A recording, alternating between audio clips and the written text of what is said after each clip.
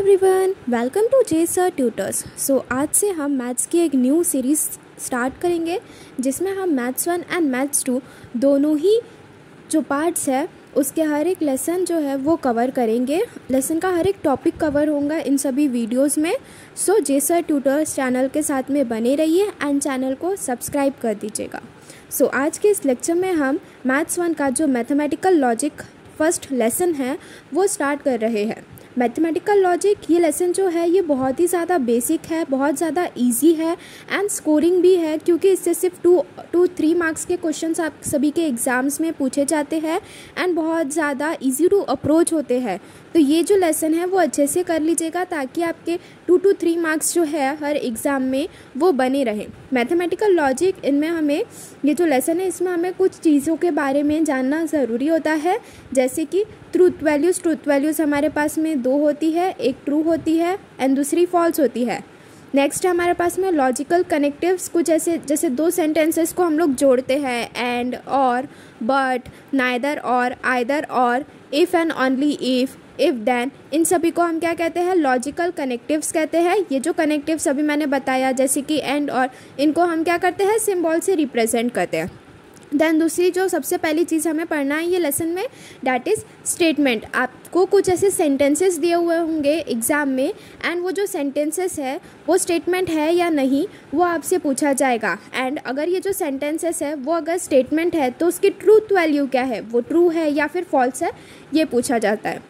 तो सेंटेंसेस हमने lower classes में भी पढ़ा है कि सेंटेंसेस बहुत सारे डिफरेंट टाइप्स के होते हैं, जैसे कि डिक्लेरेटिव सेंटेंस को ही हम क्या कहते हैं, असर्टिव सेंटेंस कहते हैं। जैसे कि हम कोई भी चीज़ ऐसे डिक्लेयर कर देते हैं या फिर बता देते हैं कि वह एक लड़का है, वो एक लड़का है, वो एक लड़की है। ऐसे सेंटेंसेस अगर हम बता रहे हैं या फिर ऐसे सेंटेंसेस अगर आ रहे हैं तो इन्हें हम क्या कहते हैं, डिक्लेरेटिव सेंटेंसेस कहते हैं। और ये सिर्फ डिक्लेरेटिव सेंटेंसेस ही जो है वो सिर्फ और सिर्फ स्टेटमेंट्स कहलाते हैं। देन उसके बाद में हमने कौन से टाइप के स्टेटमेंट पढ़े थे, एक इम्परेटिव पढ़ा था। इम्परेटिव स्टेटमेंट में क्या आ जाता है, हमारे पास में कोई भी कमांड देते हैं अगर हम किसी को, या फिर कोई रिक्वेस्ट वगैरह कर रहे हैं कोई पर्सन से, तो वैसे सेंटेंसेस जितने भी रहते हैं वो किस में आ जाएंगे, इम्परेटिव सेंटेंसेस में आ जाएंगे। लाइक क्लोज द डोर, इसे हम एज अ कमांड भी ही ले सकते हैं या फिर एज अ रिक्वेस्ट भी ले सकते हैं कि हमने वो विंडो क्लोज करने के लिए कहा है। तो देखो जो ये इम्परेटिव सेंटेंसेस होते हैं, एक्सक्लेमेटरी सेंटेंसेस, जो सेंटेंस के लास्ट में एक्सक्लेमेशन मार्क आ रहा हो। ये देखो यहाँ पर ये जो 4th सेंटेंस दिया हुआ है इसके लास्ट में क्या दिख रहा है, एक्सक्लेमेशन मार्क दिख रहा है। तो ये कौन सा सेंटेंस हो गया, एक्सक्लेमेटरी सेंटेंस हो गया। ऊपर में देखो यहाँ पर सेकेंड में आर यू क्रेजी, ये आर यू क्रेजी दिया हुआ है, ये कैसा है, उसके बाजू में क्वेश्चन मार्क है, तो ये कैसा है, क्वेश्चन पूछ रहे हैं यहाँ पर। तो ये कौन सा सेंटेंस हो गया, इंटरोगेटिव सेंटेंस हो गया। देन हमने टाइप्स ऑफ सेंटेंसेस में देखा कि डिक्लेरेटिव, इम्परेटिव, एक्सक्लेमेटरी, इंटरोगेटिव, ये 4 सेंटेंसेस तो मेन होते हैं। देन उसके बाद में हमारे पास में एक और टाइप आता है सेंटेंस का, that is open sentence. Open sentence को हम एग्जाम्पल की हेल्प से समझते हैं। जैसे यहाँ पर देखो फर्स्ट क्या दिया हुआ है, x × 2 = 20। अब x, यहाँ पर x की वैल्यू क्या आती है, 10 भी रख सकते हैं, 10 × 2 = 20 होता है। बट यहाँ पर अगर x की वैल्यू कुछ और है, जैसे 7 × 2 it is not equal to 20, because 7 2 = 14 होता है and 14 it is not equal to 20। तो यहाँ पर ये जो x है इसकी वैल्यू दी नहीं हुई है, तो या तो ये जो सेंटेंस है वो या तो ट्रू हो सकता है या फिर फॉल्स हो रहा है। तो अगर ऐसा कोई सेंटेंस जिसकी ट्रूथ वैल्यू जो है वो ट्रू या फिर फॉल्स आ रही है, तो वैसे सेंटेंसेस को हम क्या कहते हैं, ओपन सेंटेंस कहते हैं। और ये जो ओपन सेंटेंस है इन्हें हम स्टेटमेंट नहीं कहते हैं।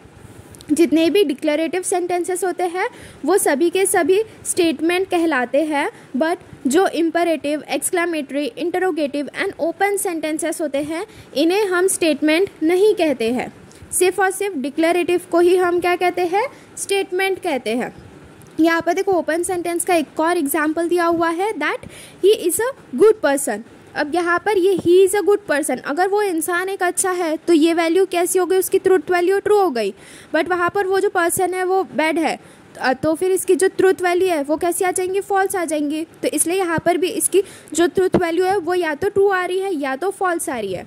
तो इसलिए ये भी सेंटेंस कैसा है, ओपन सेंटेंस है, जो कि एक स्टेटमेंट नहीं है। नेक्स्ट यहाँ पर हमसे क्या कहा है थर्ड में, it is blue in colour.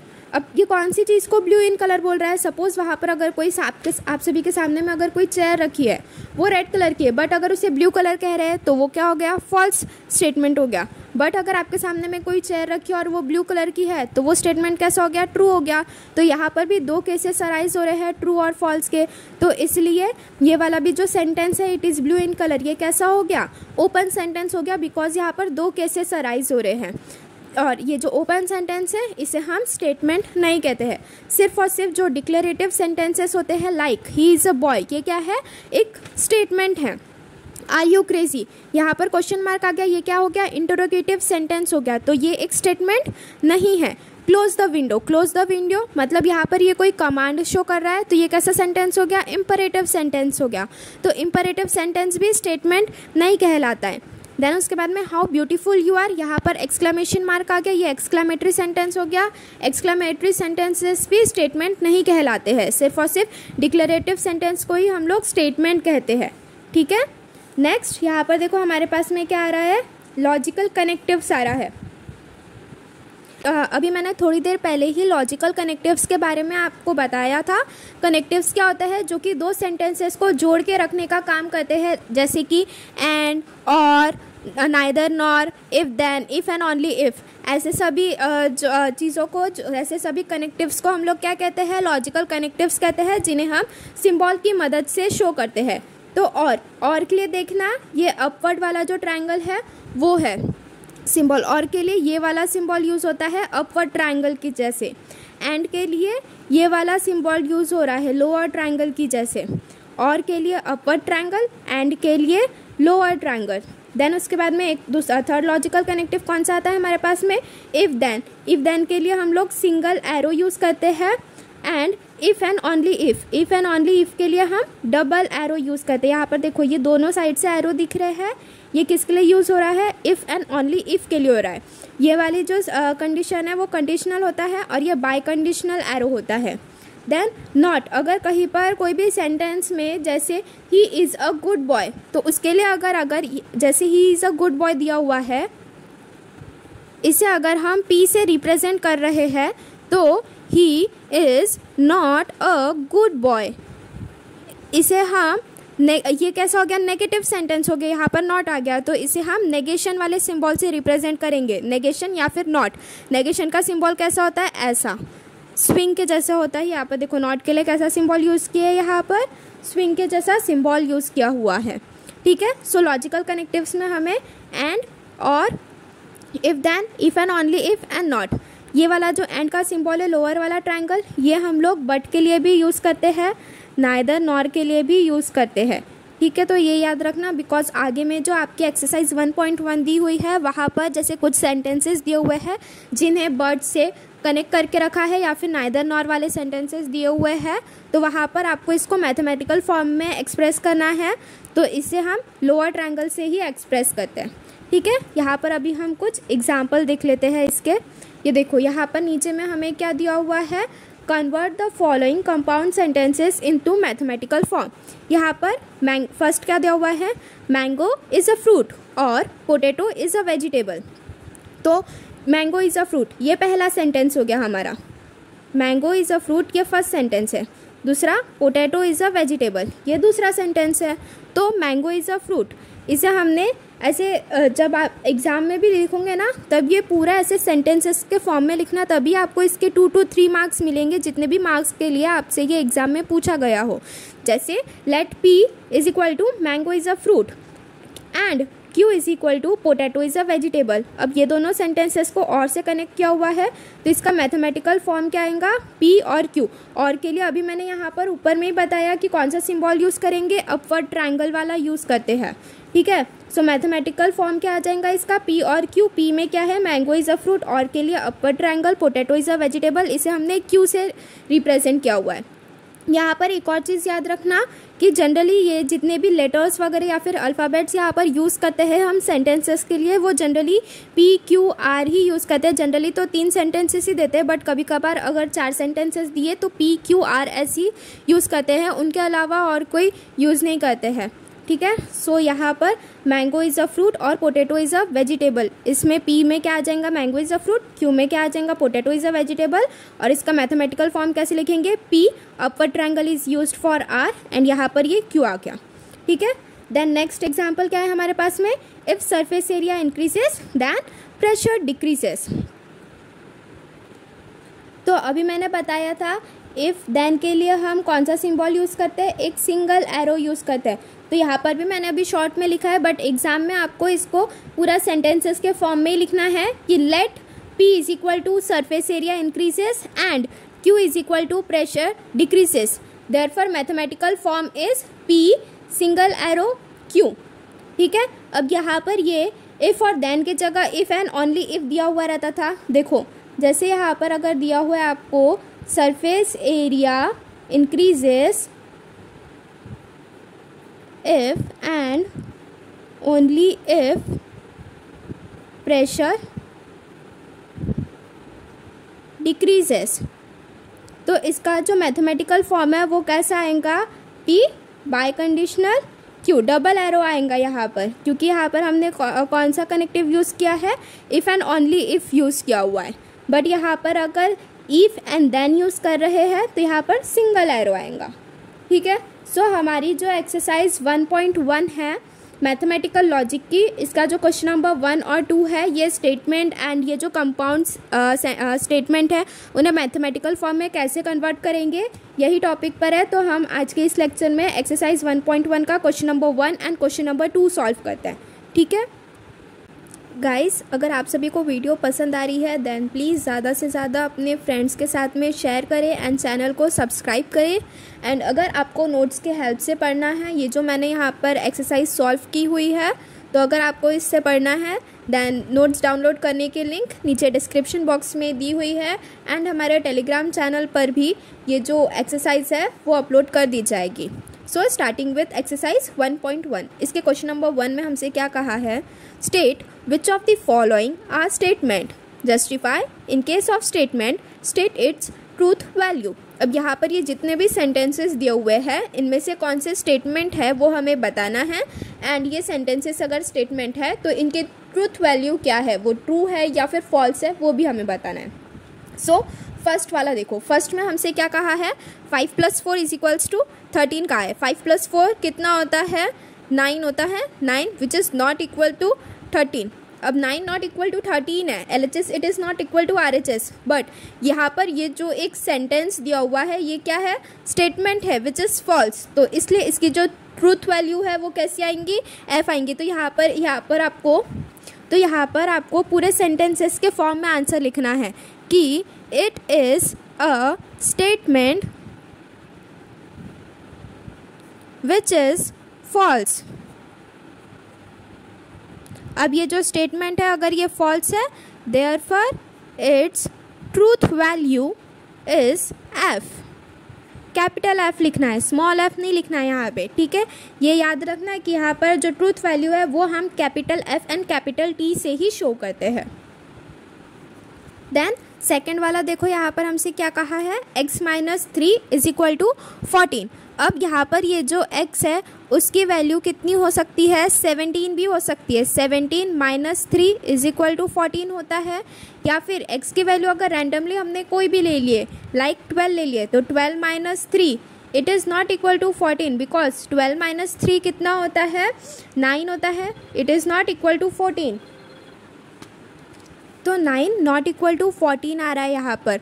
तो x की वैल्यू हमें दी नहीं हुई है, तो x की वैल्यू अगर हमने 17 ले लिया तो इसकी ट्रूथ वैल्यू कैसी आएंगी, ट्रू आएंगी। बट अगर x की वैल्यू हमने 12 ले लिया तो इसकी जो ट्रूथ वैल्यू है वो कैसी आ रही है, फॉल्स आ रही है। तो अगर सेंटेंसेस है दिया हुआ है, अगर हमें कोई भी एक सेंटेंस उसकी ट्रूथ वैल्यू अगर ट्रू आ रही है या फिर फॉल्स आ रही है, तो वो सेंटेंस कैसा है, ओपन सेंटेंस हो जाता है। और जितने भी ओपन सेंटेंसेस होते हैं वो स्टेटमेंट नहीं होते हैं। तो इसे कैसे लिखेंगे हम, since it is open sentence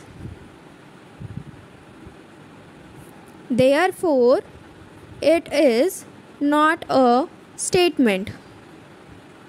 ठीक है, यहाँ पर ये जो दोनों x की हम लोग ने वैल्यू सपोज किया हुआ है, उसकी एक तो ट्रू वैल्यू भी आ रही है और एक फॉल्स वैल्यू भी आ रही है, तो ये कैसा हो गया, ओपन सेंटेंस हो गया। एंड हमने अभी थोड़ी देर पहले ही पढ़ा है कि जितने भी ओपन सेंटेंसेस होते हैं वो स्टेटमेंट नहीं होते हैं। ठीक है, देन उसके बाद में नेक्स्ट देखो यहाँ पर थर्ड में हमें क्या कहा है, close the door. Close the door, अब ये क्या कर रहे हैं, कमांड कर रहे हैं। सो या इसका आंसर कैसे लिखेंगे हम, since it is a command therefore it is not a statement। हमने देखा था कि जितने भी इम्परेटिव सेंटेंसेस होते हैं लाइक कमांड एंड रिक्वेस्ट वाले, वो सभी के सभी स्टेटमेंट नहीं होते हैं। ठीक है, नेक्स्ट हमारे पास में फोर्थ वाला देखो। फोर्थ में हमसे क्या कहा है, zero is a complex number. Complex number कहा है यहाँ पे ज़ीरो को, तो ये स्टेटमेंट कैसा है, फॉल्स है। बट ये एक स्टेटमेंट है बिकॉज ये जो सेंटेंस है वो कैसा है, डिक्लेरेटिव है। बट ये कैसा है, फॉल्स है, तो इसलिए इसकी जो ट्रूथ वैल्यू है वो क्या आएंगी, एफ आएंगी। It is a statement which is false, therefore its truth value is capital F से ही रिप्रेजेंट करना ट्रूथ वैल्यू को, capital F and capital T से। ठीक है, नेक्स्ट फिफ्थ में देखो। फिफ्थ में हमसे क्या कहा है, प्लीज़ गेट मी ब्रेकफास्ट। अब ये भी कैसा है, एक रिक्वेस्ट वाला आ रहा है। रिक्वेस्ट, हमें पता चल रहा है कि ये जो सेंटेंस है इसमें रिक्वेस्ट की जा रही है, तो ये कैसा सेंटेंस हो गया, इम्परेटिव सेंटेंस हो गया। एंड जो इम्परेटिव सेंटेंसेस होते हैं, इंटरोगेटिव सेंटेंस होते हैं, ओपन सेंटेंस, एक्सक्लेमेटरी सेंटेंस, ये सभी के सभी स्टेटमेंट नहीं होते हैं। सो इसका आंसर कैसे लिखेंगे हम, since it is a request therefore it is not a statement। ठीक है, नेक्स्ट क्या है हमारे पास में, कॉन्ग्रुएंट ट्रायंगल्स आर सिमिलर। तो कॉन्ग्रुएंट ट्रायंगल्स क्या होते हैं, ऐसे दो ट्रायंगल्स जिनकी जो करस्पॉन्डिंग साइड्स है वो सिमिलर है। ये वाले ट्रायंगल के ये वाले ट्रायंगल के साथ में, ये वाली साइड के साथ में, एंड ये वाली साइड के साथ में। तो ऐसे ट्रायंगल्स को हम क्या कहते हैं, कॉन्ग्रुएंट ट्रायंगल्स। और ये दोनों ट्रायंगल्स कैसे हैं, सिमिलर है। तो ये वाला स्टेटमेंट कैसा है, ये वाला सेंटेंस क्या है, पहली बात तो वो स्टेटमेंट है, और ये स्टेटमेंट कैसा है, ट्रू है। तो ये जो स्टेटमेंट है इसकी फिर ट्रूथ वैल्यू क्या आएंगी, कैपिटल टी आएंगी। Congruent triangles are similar, it is a statement which is true, therefore its true value is capital T। next, x square is equals to x। अब यहाँ पर ये जो x square है, तो यहाँ पर अगर हम लोग एग्जाम्पल में 1 का स्क्वायर लेंगे तो वो 1 आ जाएगा। बट वही अगर हम x के जगह पर यहाँ पे 2 का स्क्वायर लेंगे तो वो इज इक्वल्स टू 4 आ रहा है। तो x is equals to x नहीं आ रहा है यहाँ पर, x square is equals to x। तो इसलिए यहाँ पर ये क्या हो गई, ये तो एक ट्रू वैल्यू हो गई, बट ये वाली क्या हो गई, ये एक फॉल्स वैल्यू हो गई। तो ऐसे सेंटेंस जिसकी ट्रू वैल्यू भी आ रही है, फॉल्स वैल्यू भी आ रही है, तो ऐसे स्टेटमेंट्स को हम क्या कहते हैं, ओपन सेंटेंसेस कहते हैं, और ये स्टेटमेंट नहीं होते हैं। सो इसका आंसर कैसे लिखेंगे, it is open sentence, therefore it is not a statement. Next question number 8 में हमसे क्या कहा है, a quadratic equation can not have more than 2 roots. तो जो क्वाड्रेटिक इक्वेशन होते हैं उसमें उसके 2 से ज़्यादा रूट्स नहीं होते हैं। तो ये कैसा स्टेटमेंट है, ये एक ट्रू स्टेटमेंट है, तो इसकी ट्रूथ वैल्यू क्या आ जाएंगी, कैपिटल टी आ जाएंगी। It is a statement which is true, therefore its truth value is capital T. Now question number 9। Question number 9 में देखो हमसे क्या कहा है, यहाँ पर हमसे एक क्वेश्चन पूछा हुआ है, मतलब यहाँ पर जो सेंटेंस है वो कैसा है, इंटरोगेटिव सेंटेंस है। और जो इंटरोगेटिव सेंटेंस या फिर एक्सक्लेमेटरी सेंटेंसेस होते हैं ये स्टेटमेंट नहीं होते हैं। तो do you like mathematics, since it is N interrogative sentence it is not a statement. यहाँ पर मैंने आंसर्स ऑलरेडी लिखे हुए हैं ताकि आपको ईजी हो, तो आप यहाँ से डायरेक्टली आंसर्स जो है वो कॉपी कर लेना समझ के, ठीक है। नेक्स्ट है question number 10, the sun sets in the west, it is a statement which is true, therefore its truth value is capital T. Now question number 9 में हमसे क्या कहा है, the real numbers are whole numbers जैसे कि कोई numbers अगर हमें फ्रैक्शन में दिया हुआ है, क्यूब में दिया हुआ है, नेगेटिव में दिया हुआ है, ज़ीरो में दिया हुआ है, पॉजिटिव में दिया हुआ है, तो ये सभी के सभी क्या आते हैं, वोल नंबर्स आते हैं। बट जितने भी वोल नंबर्स होते हैं वो क्या होते हैं, रियल नंबर्स होते हैं, मतलब और दी वोल नंबर्स आर रियल नंबर्स। तो ये तो एक स्टेटमेंट हो गया, ये एक सेंटेंस है जो कि कैसा है, असर्टिव सेंटेंस है। असर्टिव सेंटेंस है मतलब कि ये क्या हो गया, स्टेटमेंट हो गया, बट ये कैसा है, फॉल्स है। तो ये जो स्टेटमेंट है उसकी ट्रूथ वैल्यू क्या आएंगी, कैपिटल एफ आएंगी। It is a statement which is false, therefore its truth value is capital F. Next is now question number 12। Question number 12 में हमसे क्या कहा है, can you speak in Marathi. ये कैसा हो गया, ये एक इंटरोगेटिव सेंटेंस हो गया। अब ये जो इंटरोगेटिव सेंटेंस है ये क्या है, स्टेटमेंट नहीं है। So can you speak in Marathi, since it is N interrogative sentence therefore it is not a statement. ठीक है, देन उसके बाद में क्वेश्चन नंबर 8। क्वेश्चन नंबर 8 देखो, यहाँ पर हमें एक इक्वेशन दिया हुआ है which is x² minus 6x x² minus 6x minus 7 is equals to 0 when x is equals to 7। तो यहाँ पर हमें x is equals to 7x की वैल्यू भी दी हुई है। तो यहाँ पर x² की जगह अगर हम लोग ने 7² लिखे, minus 6 into 7 minus 7 is equals to 0। तो ये जो है LHS इक्वल्स टू RHS आ रहा है इसमें। तो ये क्या हो गया, ये तो एक ऐसे सेंटेंस है जो कि क्या है, स्टेटमेंट है। एंड यहाँ पर LHS is equals to RHS भी आ रहा है। तो ये स्टेटमेंट कैसा है, ट्रू है। तो इसकी जो ट्रूथ वैल्यू होंगी वो कैसी आ जाएंगी, कैपिटल T आ जाएंगी। तो इसे पूरा सॉल्व करने के बाद हमें क्या पता चला कि it is a statement which is true, therefore its truth value is capital T। Next question number 14 में हमसे क्या पूछा है, the sum of cube root of unity is 0। Cube root of unity का मतलब क्या हुआ, omega cube plus omega plus 1, इसका जो सम है वो क्या है, 0 के इक्वल है। तो ये जो सेंटेंस है ये क्या है, ये एक असर्टिव सेंटेंस है। तो इसकी और ये सेंटेंस कैसा है, ट्रू है। तो अब ये अगर ये असर्टिव सेंटेंस है तो ये एक स्टेटमेंट होगा। अब ये एक स्टेटमेंट है तो इसकी ट्रूथ वैल्यू क्या है, कैपिटल T है, बिकॉज ये जो स्टेटमेंट है वो कैसा है, ट्रू है। It is a statement which is true, therefore its truth value is capital T। Now question number 15 में हमसे क्या कहा है, इट रेन्स हैविली। अब यहाँ पर बारिश ज़ोर से हो रही है ऐसा कहा है, बट कब ज़ोर से हो रही है, कौन से मंथ में हो रही है वो नहीं कहा है। अगर वो इट रेन्स हैविली इन जून कह रहा है या फिर जुलाई कह रहा है तो वो तो रेनी सीज़न है, तो वो स्टेटमेंट कैसा हो जाएगा, अगर जून या फिर जुलाई की बात कर रहा है तो वो स्टेटमेंट कैसा हो गया, ट्रू हो गया। बट वही अगर वो जनवरी की बात कर रहा है तो वो स्टेटमेंट कैसा हो गया, फॉल्स हो गया।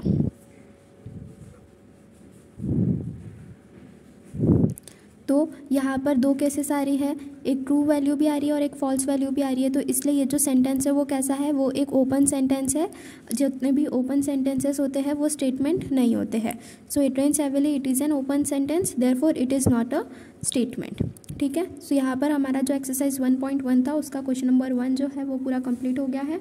Now moving forwards towards question number 2। Question number 2 में हमसे क्या कहा है, right the following compound statements symbolically. तो यहाँ पर जो स्टेटमेंट्स दिए हुए हैं हमें like first, second and third, इन्हें हमें सिंबल्स के फॉर्म में रिप्रेजेंट करना है। ठीक है, सो पहला हमारे पास में क्या है, Nagpur is in Maharashtra and Chennai is in Tamil Nadu. तो यहाँ पर आपको ये जो है ये पूरे सेंटेंसेस के फॉर्म में इसका मैथमेटिकल फॉर्म लिखना है, जिससे कि आपको इसमें जो ये 2 मार्क्स 3 मार्क्स के लिए पूछता है ये पूरे मार्क्स जो है वो कवर होंगे आपके। तो यहाँ पर पहले क्या लिखना, let P is equal to में क्या आ जाएगा, Nagpur is in Maharashtra and Q में क्या आ जाएगा हमारे पास में,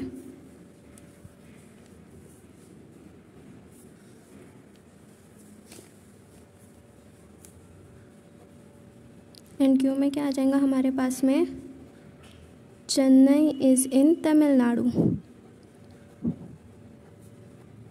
ठीक है, so therefore its mathematical form is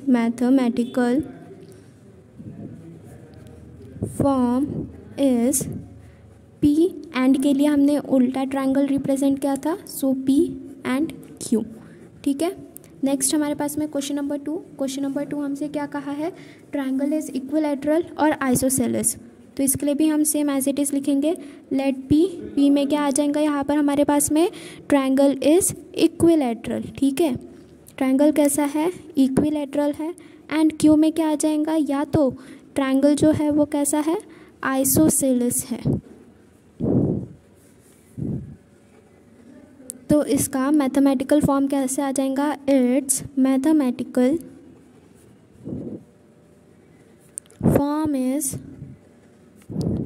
P और क्यू, ठीक है, क्योंकि और के लिए मैंने ऊपर वाला ट्रायंगल रिप्रेजेंट करते वो बताया था, एंड के लिए उल्टा वाला ट्रायंगल, ठीक है। और यहाँ पर एक बार जितने भी लॉजिकल कनेक्टिव्स थे उन्हें कैसे रिप्रेजेंट करते हैं वो भी देख लो। एंड के लिए हम क्या यूज़ करते थे, उल्टा ट्रायंगल यूज़ करते थे।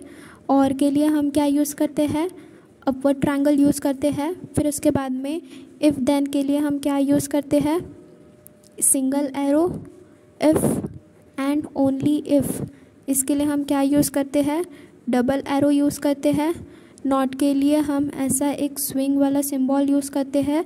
और जो एंड का सिंबल होता है डाउनवर्ड ट्रायंगल, इसको ही हम इसके लिए यूज़ करते हैं। बट के लिए एंड नाइदर नॉर के लिए भी इसे ही हम यूज़ करते हैं, ठीक है। ये चीज़ जो है ये याद रखना।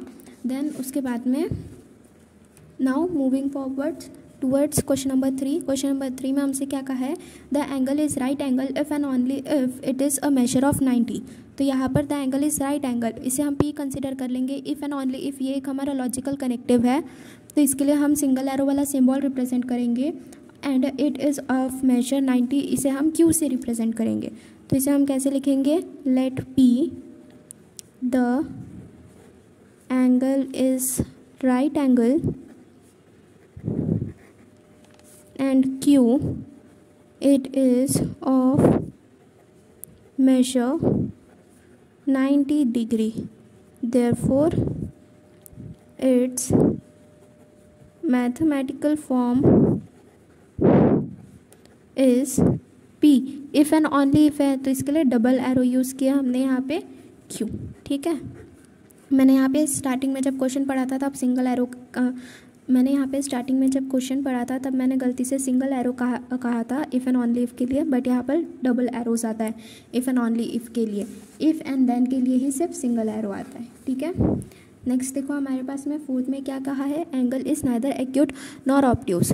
तो यहाँ पर नाइदर नॉर आया है, नाइदर नॉर के लिए भी हम एंड वाला जो सिंबल है वो यूज़ करते हैं। तो यहाँ पर क्या लिखेंगे हम लोग, let P is angle is acute and QB angle is obtuse, therefore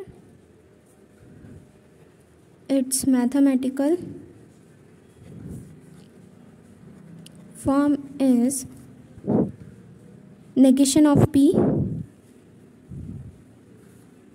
and negation of Q।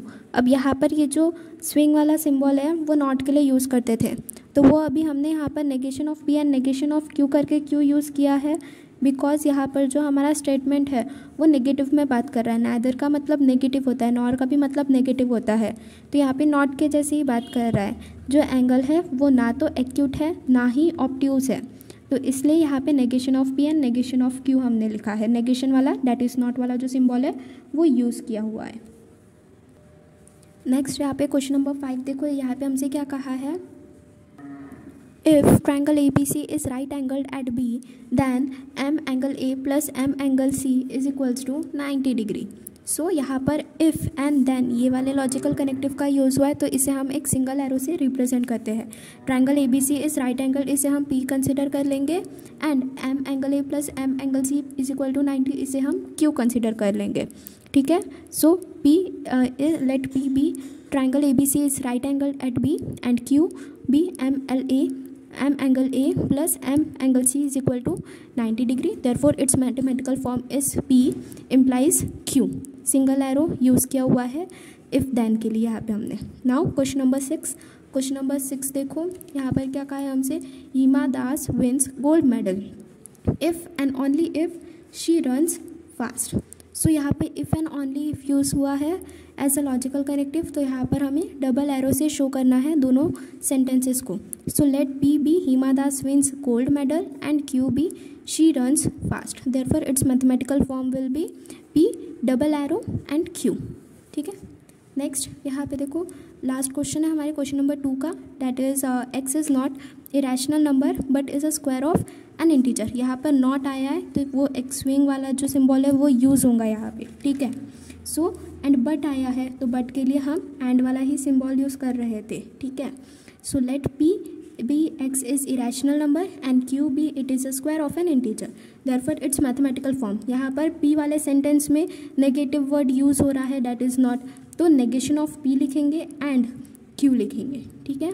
सो यहाँ पर जो बेसिक था सेंटेंसेस को हम लोग मैथमेटिकल फॉर्म में कैसे कन्वर्ट करेंगे एंड जो सेंटेंसेस है उनमें से कौन से सेंटेंस जो है वो स्टेटमेंट है वो हमने जो एक्सरसाइज 1.1 है उसके question number 1 and question number 2 में डिस्कस किया हुआ है. हम नेक्स्ट लेक्चर में हम जितने भी ट्रूथ टेबल्स होते हैं लाइक नेगेटिव एंड और nor if and only if ये सभी डिस्कस करेंगे. तो एक्सरसाइज का जो क्वेश्चन नंबर एक्सरसाइज 1.1 का जो क्वेश्चन नंबर 3, 4 एंड 5 है वो हम नेक्स्ट लेक्चर में ही कवर करेंगे. So if you like the video please like share and subscribe our channel and if you are having any queries then do message in the comment box. Thank you.